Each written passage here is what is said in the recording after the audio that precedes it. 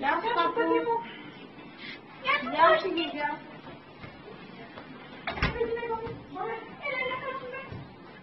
Γεια παππού, έχω ένα δώρο για σας. Ένα ηλεκτρονικό παιχνίδι, το PlayStation 4. Τι είναι αυτό? Ελάτε να σας δείξω. Έλα, Ιωάννα. Μπράβο, Σαντίνα μου. Έλα, πάμε. Πού είσαι η γονέ μου? Πάμε, μπαίνω μπροστά. Άντε, πάμε, άντε.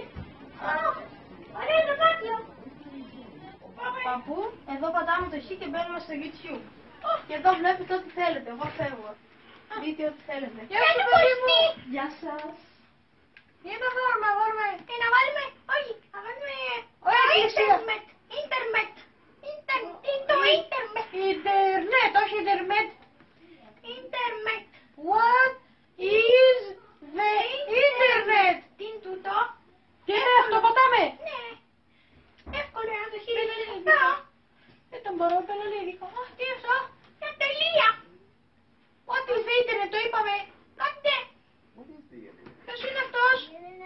Τσανένος. Μένει τσάνα. Όλα χάλια είναι αυτά. Ρε κάλανε ρε. Ωραία. Πλακίες είναι. Πάω να φωνάξω το μάτι να είναι. Έρθω εδώ. Καντίνε. Doesn't matter. They don't. It's sort of like asking who invented the ballpoint. Να πένα. These are all things we just use every day. We don't use Καλά. them. Άστο. One day. Δεν καταλαβαίνεις. Να βάλουμε εδώ. Να βάλουμε... Θα πετύσουμε 3 γράμματα στην τύχη. 1, 2, 3. Χίλικα.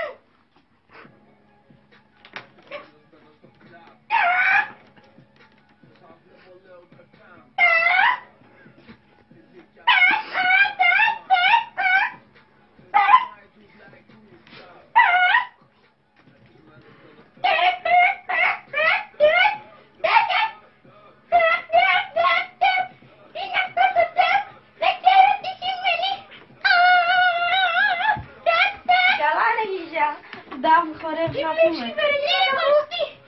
Πού ορίστε το δώρο σας. Αυτό που παίζαμε το ίντερνετ. Ναι. Ωραία είναι αυτό. Το ωραίο το ίντερνετ.